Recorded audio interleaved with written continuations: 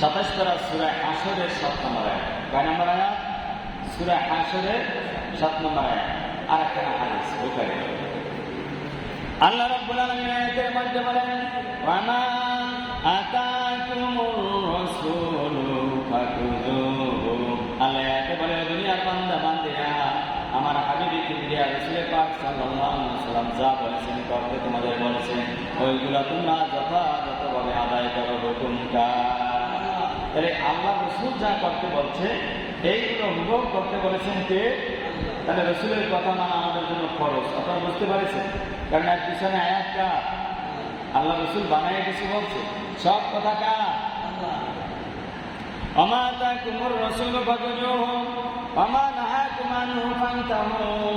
রাসূল যেগুলো করতে নিষেধ করেছে তোমরা সেগুলো করবে না। হুকুম কার? আল্লাহ রাসূলের ভিতরে এমন কিছু কি ছিল বাকি যে সে নবী করে নাই?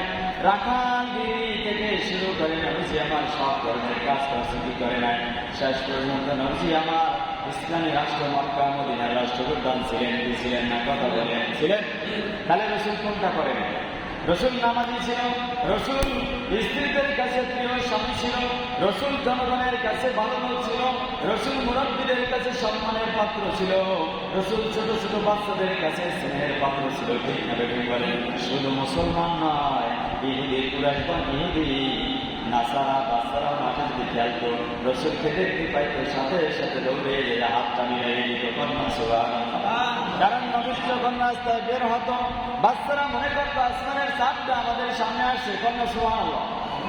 এত সুন্দর মধুর আচরণ ব্যবহার দেখে ইহুদি খ্রিস্টানের বাচ্চারাও রাসূলকে দেখলে পিছনে পিছনে দৌড়িত, হাতটা মিলাইত, হাতটা মিলাইলে হাতের মধ্যে দিয়া মেশক আম্বারের গ্রাম পাইত। কন্যা সুবহানাল্লাহ।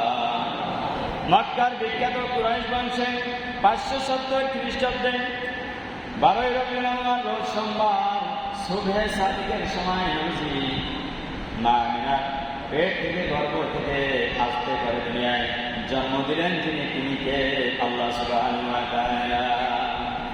আপনাদেরকে বোঝাতে চাচ্ছি, মাগরিব থেকে এ পর্যন্ত হয়তো এর উপরে অনেক আলোচনা হয়েছে, আর সব আলোচনা আমার পক্ষে করা সম্ভব নয়। আপনাদের আমার মসজিদে জুমার মসজিদে আমি বলেছি 1 মাস মিলাদুন নবী আলোচনা করবো। কয় মাস? 1 মাস, তারপর শেষ হবে না। তারপর মূল কিছু কথা টেনে আনবো, যেটা আপনার এবং আমার জন্য আমলের এবং পরকালে নাজাতের জড়িয়ে হয়। তার আগে আমি অনুরোধ করবো, মাইকের আওয়াজ যত দূর যায়, মেহমান দাওয়াত দিয়ে আপনারা যদি বাগানে বাগানে, চায়ের দোকানে, আশেপাশে বসে থাকে, এটা আদব হয় না বেয়াদবি হয়? আপনারাই চিন্তা করেন। ঠিক না বেঠিক বলেন? আমাকে কেন দাওয়াত দিয়ে এনেছেন? এত দূর অপমান না করলেও পারতেন, মাগরিব থেকে আপনারা মসজিদটা বোঝাই করে দিতেন, তাহলে বুঝতাম আমার দেখতে আসেন না, কোরআনের কথা শুনতে এসেছেন। আমি না হয় বেশি ভালো মানুষ না, অতীত শব্দ ছিল এতক্ষণ। ঠিক না বেঠিক বলেন? সম্মানিত অতিথিবৃন্দ, কি করে আসবে তারা? শয়তানের চক্করে যারা পড়ে তারা মসজিদে আসতে পারে না।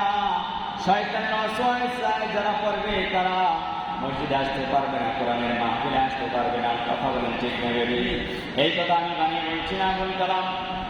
আল্লাহ রাব্বুল আলামিন কোরআন শরীফের মধ্যে এক পর্যায়ে ইবলিস শয়তান যখন আদম আলাইহিস সালামকে সিজদা দিলেন না, সূরা বাকারা 34 নম্বর আয়াত, কুলনা লিল মালাইকাতি ইসজুদু লিআদম ফাসাজাদু ইল্লা ইবলিস আবা ইস্তাকবারা ওয়া কানা মিনাল কাফিরিন। আল্লাহ ডাক দিয়ে বলেছেন, ইবলিস শয়তান, আদম রে তো আমি নিজের হাতে কুদরতি হাত দিয়ে বানাইছি কত সুন্দর কইরা, তোমরা সবাই মিলে সিজদা দাও। ফেরেশতাদের লিডার ছিল কে? শয়তান। কথা বলেন, কে ছিল? শয়তান। শয়তান কেন লিডার হলো? শয়তান এত ইবাদত করছে, এত সিজদা দিচ্ছে আল্লাহ পাককে, যে দুনিয়ার এমন কোন জায়গা নাই যেখানে ইবলিস শয়তান সিজদা দেয় না, এমন কোন আমল নাই যেটা ইবলিস করে না, এমন কোন ইলম কালাম ছিল না যেটা ইবলিস জানে না। কথা ঠিক কিনা? এই আমল করতে করতে এত উপরে গেল, আমলের অহংকারের খেলায় জাহান্নামে চলে গেল। কথা ঠিক না বেরিয়ে গেলেন? এই জন্য অহংকার করলে জান্নাত পাওয়া যাইবে। আল্লাহ নবী বলেন, ইয়াকুম ওয়া হাসাদা ফাইনাল হাসাদা ইয়াকুলুন নার ওয়া হাতাবা। আগুন যেমন সমস্ত লাকড়ি, গাছপালা, পুইনের মধ্যে, পুরা পুইনের মধ্যে দিলে কাঁচা শুকনা চিকন মোটা সব পুড়ে ছাই বানাইয়া দেয়। কোন মানুষের দিলের মধ্যে যদি দেহের মধ্যে একটা সিটা ফোটা অহংকার থাকে, ওই মানুষটার নামাজ, রোজা, দান, সদকা, ওয়াজ, যাকাত মসজিদ মাদ্রাসা করতে পারে না তো কোটি কোটি টাকা খরচ করে একটাও থাকবে না, মুহূর্তের মধ্যে ছাই বানাইয়া দেবেন কে? সুতরাং অহংকার রাখা যাইবে না। দেখেন সিজদা দিতে বলছে, সবাই সিজদা দিচ্ছে ইল্লা ইবলিস, একমাত্র শয়তান দেয় না। দেয় না কে? আল্লাহর হুকুম একটা আয়াত, তোরা সিজদা দে, একটা আয়াত মানে না। শয়তান আয়াত মানে না কয়টা? একটু কথা কর, কয়টা? সবই তো মানছে, সব কথা শোনার জন্যই তো আল্লাহ সহজে নিয়ে গেছে। এবাদত করতে করতে একদিনই কিন্তু ওই জায়গায় যাইতে পারে না, এটা অনেক ঘটনা, এদিকে যাব না এখন। তারপরও একটা আয়াত অস্বীকার করছে, আল্লাহ বলছে সিজদা দে, দেয়। কয়টা আয়াত অস্বীকার করছে? একটা মানে না। আচ্ছা, আদম আলাইহিস সালামও কয়টা আয়াত মানতে পারে না? একটা। কয়টা? বলছে ওই জান্নাতে বসবাস করবা তুমি আর তোমার স্ত্রী, কিন্তু ওই গাছটার কাছেও যাবে না, গন্ধমুখী খাবা না। কিন্তু আদম আলাইহিস সালাম মানে না, সেটা বলে ভুল হবে, আল্লাহ আমাকে মাফ করুন। আদম আলাইহিস সালাম ভুলে গেছে, কন্যা সুবহানাল্লাহ। এই জন্য ভুলে যাওয়াটাই আমাদের স্বাভাবিক।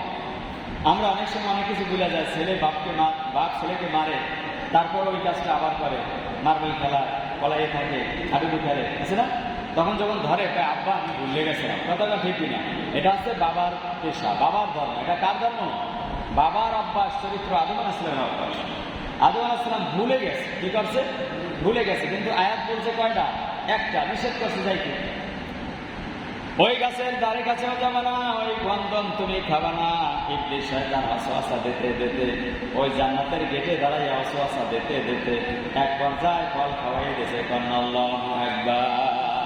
তাহলে কয়টা আয়াত অমান্য করা হলো? একটা আয়াত ভুইলা অমান্য করছে, ভুইলা তাও। আর শয়তান করছে সরাসরি, সিজদা দিতে বলছে, দেয় দেব না, খামি দিয়ে খারাপ গেছে, ছাগল্যা খামি। কি খামি?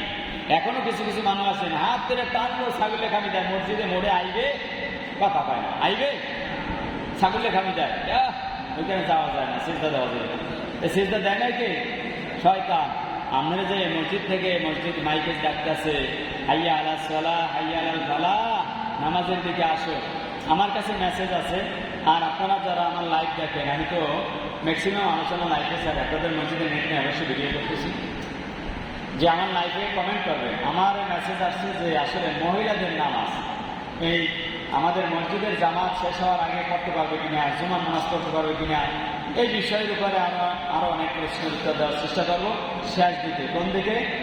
আগেই যদি বলি সবাই দেবেন কি? আগে কথা শুনে।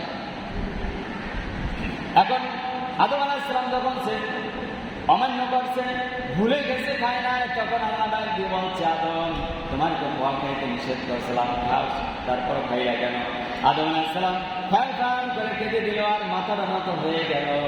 ডাক দিয়ে বলল, আল্লাহ قال ربنا ظلمنا أنفسنا وإن لم تغفر لنا وترحمنا لنكونن من الخاسرين। বলুন আল্লাহু আকবার। আদম আলাইহিস সালাম বলল, আল্লাহ 9 নম্বর পারা সূরা আরাফের 23 নম্বর আয়াত তেলাওয়াত করেছি। আল্লাহ বলে, আল্লাহ আমরা এটাও করি কি করি না নামাজের পরে? কথা কন, আমরা গুনাহ করলে এই দোয়াটা করবো, কি করবো? রব্বানা যালামনা, আল্লাহ আমি মাফ করে দাও, আমি জুলুম করছি নাফসের উপরে, আমি ভুলে গিয়েছিলাম, আল্লাহ তুমি মাফ করে দাও। এখন শুধু মাথাই নত করে নাই আদম আলাইহিস সালাম, মাথা নয়া চোখের পানি ঝরাইয়া একটা বড় দোয়া করছে, যেটা আল্লাহ পছন্দ হয়েছে, কন্যা সুবহানাল্লাহ। সেটাকে আল্লাহ কোরআনের আয়াত বানাইছে। সে বলেছিল, ক্বালা রব্বানা যালামনা আনফুসানা ওয়া ইন লাম তাগফির লানা, আল্লাহ আমি নফসের উপর জুলুম করেছি, যদি তুমি ক্ষমা না করো, তারপর আর একটু দয়া না করো, খালি ক্ষমা না, দয়া করবা, দয়া না করে ক্ষমা করতে পারো, ওয়াতারহামনা যদি রহম না করো, আমার প্রতি দয়া না করতে পারো, লানাকুনান্না মিনাল খাসিরিন, আমি আদম আলাইহিস সালাম ক্ষতিগ্রস্ত হব, ধ্বংস হয়ে যাব, কন্যা সুবহানাল্লাহ। তার মানে আদম সন্তান ভুল করলে, গুনাহ করলে কি হয়? মাথা নত করে আল্লাহর কাছে তওবা। আর শয়তান কি করছে? পাত্তা টিপি ডাকে। শয়তানের কাজ হইল, ভুল করছে তো করছে, মাথা নত করতে রাজি না। কথা কন, জমি 10 বছর খাইছে, ভুল করা বছর, তারপর মাথা নত করতে রাজি না, মাথা খাবাইয়া লাগবে। কথা কন, শয়তান আছে না না? এখন ওই শয়তানের উত্তরাধিকার গ্রামেও আছে। ভুল কইরা নত হয় না, ভুল করলে একটু নত হওয়া দরকার, ভাই সরি বলেছি, তাহলে তো আর মারে না। ঠিক ঠিক না বলে? সম্মানিত অতিথিবৃন্দ, এবার বললেন শয়তান ইবলিস, তুই কেন সিজদা দিলি না? তুই বললাম একটু সিজদা দে, আদমকে একটু সম্মান দেখা। কারণ আল্লাহ বলেন সূরা 15 নম্বর সূরা বনী ইসরাঈলের 70 নম্বর আয়াত, আল্লাহ তাআলা কাররামনা বনি আদমকে আমি সম্মানিত করে সৃষ্টি করছি। সুবহানাল্লাহ। সেই সম্মান কেমনে দেবা? আগে সিজদা দিয়ে দেখা। সব ফেরেশতারা সিজদা দিলেও দেয় নাই, কে? শয়তান। এখন স্পেশাল ভাবে আবার শয়তান আল্লাহ ধরছে, ধরলো আগে আদম আলাইহিস সালাম রে। আদম আলাইহিস সালাম কান্দে লইছে, আল্লাহ তাকে মাফ করে দিয়েছে। সুবহানাল্লাহ। কিন্তু যেই ফল খাইছো পায়খানা আসলে, এইখানে জান্নাতের মধ্যে কোনো পায়খানার ব্যবস্থা নাই। যা লাগবে তাই দুনিয়ায় কিছুক্ষণ থাকা লাগবে, আবার আসতে লাগবে। সম্মানিত অতিথিবৃন্দ, এবার বলল ইবলিস শয়তানকে। ইবলিস শয়তানের ডাক দিয়ে বলল 9 নম্বর পারা সূরা আরাফের 12 নম্বর আয়াতের মধ্যে সেই কথাটা আল্লাহ কোট করে দিয়েছে। কন্যা সুবহানাল্লাহ। قال ما منعك ألا تسجد إذ أمرتك। ওরে শয়তান, তোরে যখন বললাম তুই সিজদা দিলি না কেন? তোরে নিষেধ করছিল কে? কথা কর। তোর এত বেশি কবরে মাপ চা, তুই মাপ চাইলি না, এখন জেলে ঢুকছো, ফিরে কে? কথা কর, ঠিক না? এখন আদম আলাইহিস সালাম তো হারিয়ে গেল, সে তওবা করলো, অনুশোচনা করলো, মাফ করে দিলেন। কিন্তু এখন শয়তানের জিজ্ঞাসা, তোরে এত চেষ্টা করছিস, ছোট ঘর বানাইছিস যাতে মাথা নয়, এটা তোরে মাফ করতে চাইছিস, তুই তো ফিরিয়ে রাখছিস, তাও কোনোভাবে তুই মাথা নত করলি না, তোরে ফিরাইলো কে? তওবা করলি না কেন? বল, সেটা দিলি না। এখন শয়তান কি বলছে আল্লাহর কাছে? শোনার দরকার আছে না নাই? শোনেন। قال ما منعك ألا تسجد إذ أمرتك قال أنا خير منه। আমি ওই আদম আলাইহিস সালামের চাইতে ভালো মানুষ। কম না? নাউজুবিল্লাহ। যদি কেউ কয় সব আমার পাশে বসতে পারবি না, তুই নোংরা, তোর গায়ে ময়লা, তুই হচ্ছে মুসাফির, ওই নামাজে এই বই রেখা আছে না নাই? কথা এর মানে অহংকার। এর মানে কি? ওর চাই আমি ভালো, আমার পাশে বই রেখা, ওগুলা নিয়ে বসাই দাও না, জবাতে আমার চেয়ার দাও, আছে না নাই? কথা। এখন এটা হচ্ছে শয়তানের নমুনা। কার নমুনা? শয়তান বলছিল কলা আনা খায়রুম মিনহু, আমি আদমের চেয়ে ভালো।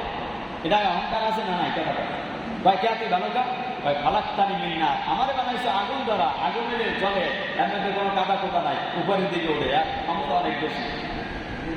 খালাক্তাহু মিন তিন, আর আদমকে আমার সামনে পচা কাদা মাটি দ্বারা বানাইছে। কি দ্বারা? ওই যে কইলাম সব দুর্গায় কাদা, পচা কাদা মাটি দ্বারা বানাইছো। মক্কা এবং তায়েফের মাঝখানে জহুর নামক জায়গায় ফেলাইয়া বানাইছো, এ তো কাদা মাটি দ্বারা বানাইছো, আর আমি আগুনের তৈরি, আমার দাম নাই, আমি ওরা চিন্তা তুমি কর না। নাউজুবিল্লাহ। এক তো আল্লাহর হুকুম মানলেন না, আরো কয় পচা কাদা দিয়ে বানাইছো। এর আর বেশি কিছু আমি বললাম না, তা বলেন। এখন আমাদেরকে শয়তান অহংকার করছে না ভালোবাসছে? কথা অহংকার করছে না? আপনারা কথা বলেন না কেন? কারণ আল্লাহু আকবার। শয়তান অহংকার করছে এইবারে। এখন শয়তানের দর্শে তাই তুই চির শয়তান হয়ে গেছে, যা দুনিয়ায় যা, ফেলে যাবে। তো ওই চির জাহান্নামী। এখন শয়তান কান্নাকাটি, শয়তানের ঘটনা বলে তো অনেক সময় লাগে। সবশেষ কথাটা বলি, বলতে বাধ্য হয়ে আপনাদের কারণে, যে মানুষগুলো আসে না, এই জন্য এই কথাগুলো টেনে আসে প্রত্যেকটা আলোচনা। এটা আমার সময় নষ্ট হয়। আপনারা কেন যে কষ্ট দেন আমি জানি না, শয়তান পিছনে কাজ করছে। শয়তান বলতেছিল 9 নম্বর পারা সূরা আরাফের 16 নম্বর আয়াতের মধ্যে বলল, আল্লাহ ওই আদম আলাইহিস সালামের জন্য আমার এই শয়তান বানাইছে একটা আদম সন্তান, আমি মসজিদে যাইয়া বইতে দেবো না, আমি চায়ের দোকানে রাখবো, আড্ডায় রাখবো, বিভিন্ন জায়গায় আমি বসে রাখবো, ব্যাঙের সাথে মজায় রাখবো, বাবির সাথে লুলুর মধ্যে রাখবো, বিভিন্ন জায়গায় সিনেমা হলের সামনে রাখবো, রাস্তার চায়ের দোকানে বসে রাখবো। আরে জামানে কামবেড়া দলে কি হইলে প্যাকেট শুরু হয় নাই? কথা কান ঠিক নেবে। এখন আল্লাহর সামনে কয়, আল্লাহ আদম সন্তান যখন এর আদম আলাইহিস সালামের জন্য আমি শয়তান হইলাম, সিজদা দিই নাই, কারণ ওদেরকে আমি ছাড় দেবো না, আমি ওদেরকে প্রত্যেকটারে অসহসা দিয়ে আবুল কালামের মাহফিলে মঞ্চে বইতে দেব না। কথা কার? শয়তানের। বানিয়ে বলছি না। 16 নম্বর আয়াত, সুম্মা লাআতিয়ান্নাহুম মিন বাইনি আইদিহিম ওয়া মিন খালফিহিম ওয়া আন আইমানিহিম ওয়া আন শামাইলিহিম ওয়া লা তাজিদু আকতারাহুম শাকিরিন। বলুন আল্লাহু আকবার। শয়তান তখন আল্লাহর সামনে বলল, সুম্মা লাআতিয়ান্নাহুম মিন বাইনি আইদিহিম, আমি সামনের দিক থেকে তোমার আদম সন্তানকে অসহসা দেবো, পিছন দিক থেকে দেবো, ডান দিক থেকে অসহসা দেবো, বাম দিক থেকে দেবো, এমন কায়দায় ধরবো জান্নাতের ওই ফুল বাগিচায় মাহফিলে যেয়ে বসতে পারবে না, নামাজ ভালো লাগবে না, রোজা ভালো লাগবে না, লুডু ভালো লাগবে, জুয়া ভালো লাগবে, সারা রাত মোবাইল দেখতে ভালো লাগবে, সিনেমা দেখতে ভালো লাগবে, আর নামাজ ভালো লাগবে না, কোরআন ভালো লাগবে না। অর্থাৎ এক কথায় একটাও জান্নাতের রাস্তায় আমি শয়তান যাইতে দিব না। কন্যা নাউজুবিল্লাহ। তাহলে এখনো যারা বৈশা বৈশা ঝিমায় আইবি প্যাকেট দেওয়ার আগে এরা কার ওসওয়াসায় পড়ছে? কথা কয় না, আপনার কথা বলে না, কার ওসওয়াসায়? জোরে কন্যা, কার ওসওয়াসা? শয়তানের ওসওয়াসা। সম্মানিত অতিথিবৃন্দ, দিকে যাব না। আমার কথাগুলো শোনার পরে শয়তান থেকে যারা বাঁচতে চান, লা হাওলা ওয়ালা কুওয়াতা ইল্লা বিল্লাহ পরে চলে আসুন। আপনারা কারেন্টে ধরছে, লা হাওলা পড়বেন, আল্লাহর কসম আল্লাহর ফেরেশতা নাজিল হয়ে আপনাদের ছাড়াই দেবে। কন্যা সুবহানাল্লাহ। বিপদে পড়ছেন, লা হাওলা ওয়ালা কুওয়াতা ইল্লা বিল্লাহ পড়েন। পথ চলতে ভয় লাগে, লা হাওলা ওয়ালা কুওয়াতা ইল্লা বিল্লাহ পড়েন। আপনারা সাহায্য করবেন কে? হাদিসে আসছে আল্লাহর সাথে সাথে তার জন্য ফেরেশতা নাজিল করে স্পেশাল ভাবে। কন্যা সুবহানাল্লাহ। লা হাওলা ওয়ালা কুওয়াতা ইল্লা বিল্লাহিল আলিয়্যিল আযীম। সম্মানিত অতিথিবৃন্দ, 570 খ্রিস্টাব্দে মক্কার বিখ্যাত কুরাইশ বংশে 12 রবিউল আউয়াল সোমবার সুবে সাদিকের সময় আল্লাহ রাসূলকে তার জন্ম দিলেন। জন্মের আগে অনেকগুলো ঘটনা ঘটছে। কন্যা সুবহানাল্লাহ। জন্মের আগে যখন মা আমিনার গর্ভে মুহাম্মদুর রাসূলুল্লাহ আসলো, মক্কার অনেক গলি দিয়ে যখন পথ চলতো, কারণ পেটে থাকা অবস্থায় আব্দুল্লাহ তার স্বামী দুনিয়ার থেকে বিদায় নিলেন, বিধবা হয়ে গেল। কি হয়ে গেল? বিধবা। গর্ভে ছিল মুহাম্মদুর রাসূলুল্লাহ, তিনি হলেন এতিম। কি হয়ে গেলেন? কথা বলেন। এতিম হয়ে গেছে। কথা নয়তো ঘুমাই দিই, কথা বলেন। এতিম হয়ে গেল। মক্কার অলিতে গলিতে যখন হাঁটতেছেন, এত সুন্দর তার শরীর থেকে মেশক আম্বার সেন্টের ঘেরান সুগন্ধি বের হতে লাগলো। মক্কা মদিনার সমস্ত মানুষে আনন্দে মাতোয়ারা হয়ে গেল। কন্যা সুবহানাল্লাহ। সবাই কানা খুশি খুশি করতে শুরু করলো। ও আব্দুল মুত্তালিব, তুমি না এই মক্কার বিখ্যাত মানুষ, ব্যবসায়িক লোক, তোমার পুত্রবধূ সেন্ট ব্যবহার করা তো জায়েজ নাই। বিধবা হইলে ভালো শাড়ি করা জায়েজ নাই, ভালো পোশাক হইলে চলাফেরা করা জায়েজ নাই। তোমার পুত্র মারা গেল কয়েকটা দিন হয়, আব্দুল্লাহ তার স্ত্রী, বিধবা স্ত্রী আমিনা কেন রাস্তার অলি গলি দিয়া চলে আর এমন মেশকো আম্বার লাগায়, বিদেশি এমন খুশবু লাগায়, সেন্ট লাগায়, যেটার সুগন্ধিতে আমরা সব পাগল হয়ে গেলাম। কন্যা সুবহানাল্লাহ। আব্দুল মুত্তালিবের কান ভারী হইতে লাগলো। আব্দুল মুত্তালিব ঘর থেকে বের হয়নি, সবাই কান খুশাখুশি করেন। আব্দুল মুত্তালিব সমাজে আর মুখ দেখাইতে পারছে না। এক পর্যায়ে ঘরে এসে ডাক দিয়ে বলে, প্রাণের স্ত্রী তাড়াতাড়ি পুত্র বধূরে ডাকো, আর তার জন্য আমার মাথা মাটির মধ্যে চলে যাচ্ছে, আমার সম্মান আর মক্কায় থাকলো না। বললো কি সমস্যা? বলে এই সমস্যার কথা মানুষ বলে। ডাক দিয়ে বলে, কলিজার টুকরা স্বামী আব্দুল মুত্তালিব, শোনো শোনো। শ্বশুরি বলতেছে, আমিনার শাশুড়ি বলো, শোনো শোনো। শুধু তাই না, যখন আমার কলিজার টুকরা পুত্রবধূ আমিনা গোসলখানা দিয়ে বের হয়, আমি যখন ঢুকি, ওই গোসলখানায় এত সুন্দর সুগন্ধি ছড়াইতে থাকে, আমি ওই গোসলখানায় গোসল করতে আমার কষ্ট হয়। কন্যা সুবহানাল্লাহ। আমিও কখনো কোনোদিন কারো কাছে বলি নাই। আব্দুল মুত্তালিব কলিজার টুকরা স্বামী, এবার পুত্র বধূকে ডাকা হলো, দুইজনের মাঝখানে বসানো হলো। ডাক দিয়ে কাঠ করায়, দাঁড় করায়, জিজ্ঞাসা করে, তুমি কোন বাজারের, কোন মার্কেটের, কোন দেশের সেন্ট ব্যবহার করো? তোমার জন্য কি এই সমাজে আমরা মুখ দেখাতে পারবো না? কলিজার টুকরা পুত্রবধূ মা আমিনার কথাগুলো শুনতেছে আর জোর দ্বারায় চোখ থেকে পানি ছাড়তেছে। এক পর্যায়ে মা আমিনা বলে, কলিজার টুকরা শ্বশুর শাশুড়ি, এটা আমার কোনো দোষ না। যেদিন থেকে আমার গর্ভে আপনার নাতি এসেছে, সেই দিন থেকে থুতু ফেলাইলেও সেখান থেকে সুগন্ধ বের হয়। সুবহানাল্লাহ। ও কলিজার টুকরা শাশুড়ি আম্মা জান, শুধু তাই না, আপনাদের কাছে আমি কোনোদিন বলি নাই, আমার গর্ভে সন্তানটা আসার পর রাতের আধারে ঘুমের ঘরে আমাকে জাগ্রত করাইয়া হযরত আদম আলাইহিস সালাম এসে আমাকে সালাম করেছে। সালাম সালাম। কন্যা সুবহানাল্লাহ। ডাক দিয়ে বলেছে, ও আমিনা, তোমার গর্ভে যিনি আছে তিনি আখিরি জমানার দুলাল, আখিরি জমানার নবী মুহাম্মদুর রাসূলুল্লাহ। তোমার কপালটা ধন্য হয়ে গেছে, তোমারে আমার পক্ষ থেকে সালাম জানাইতে এসেছি। কন্যা সুবহানাল্লাহ। সম্মানিত অতিথিবৃন্দ, মা আমিনার চোখের পানি ছেড়ে দিয়ে বলে, কত ঘটনা আপনাদেরকে শোনাবো। আমি যখন ঘরের মধ্যে আসি, ঘরের দেওয়াল কাঠ কথা বলে আমার কানে শুনতে পাই। সালাম দিয়ে বলে, মা আমিনার তোরে সালাম, তোর গর্ভে আছে আখিরি জমানার দুলাল। কন্যা সুবহানাল্লাহ।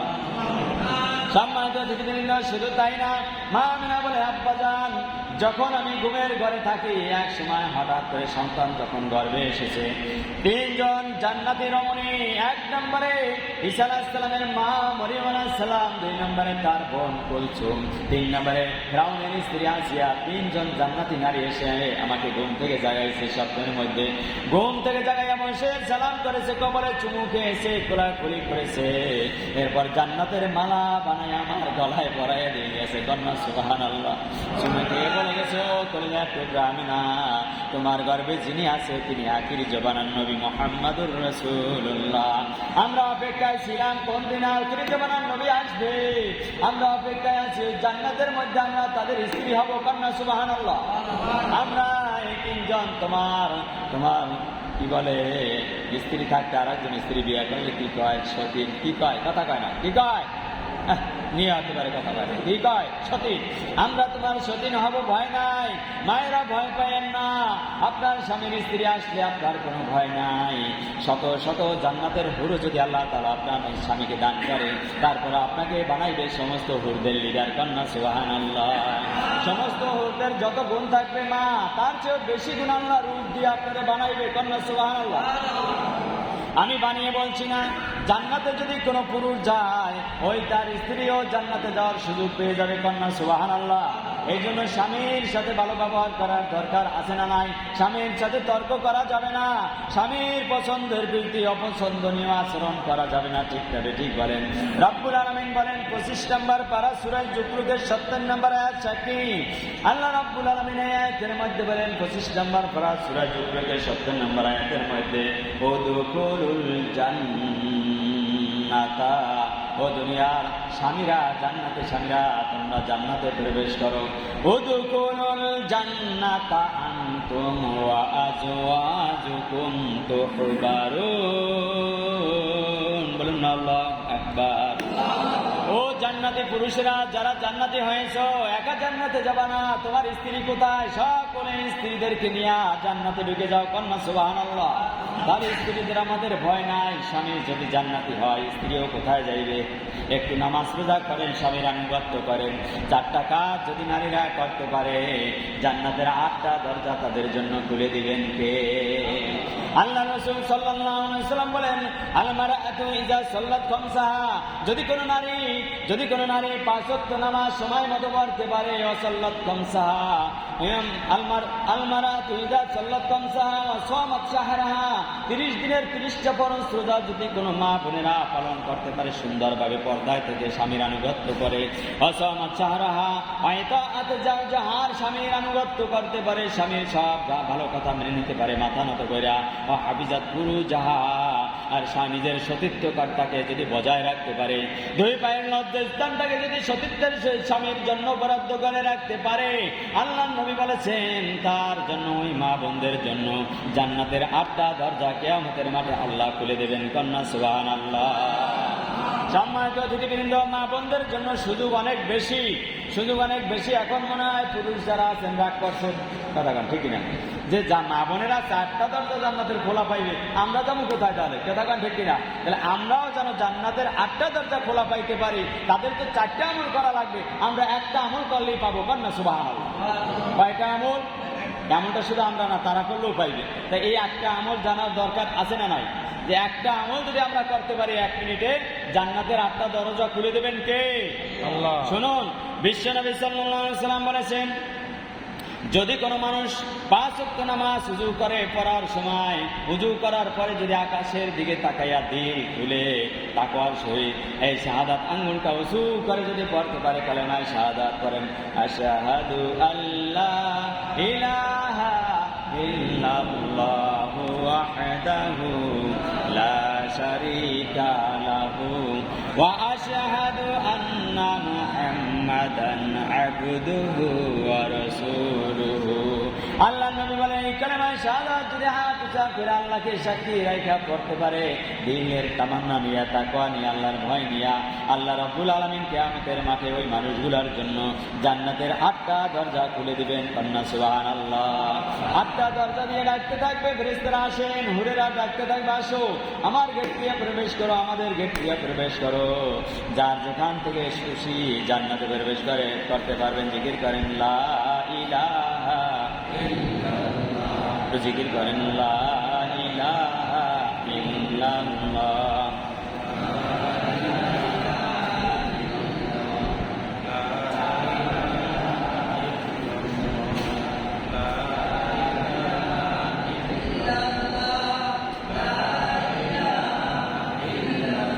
আরে নামাজ রোজা সাইরো না, তোমরা নামাজ রোজা সাইরো না, মা বাবাকে ভুইলো না। হায়রে জান্নাতবাসী হইতে চাইলে প্রাণ ভরে করি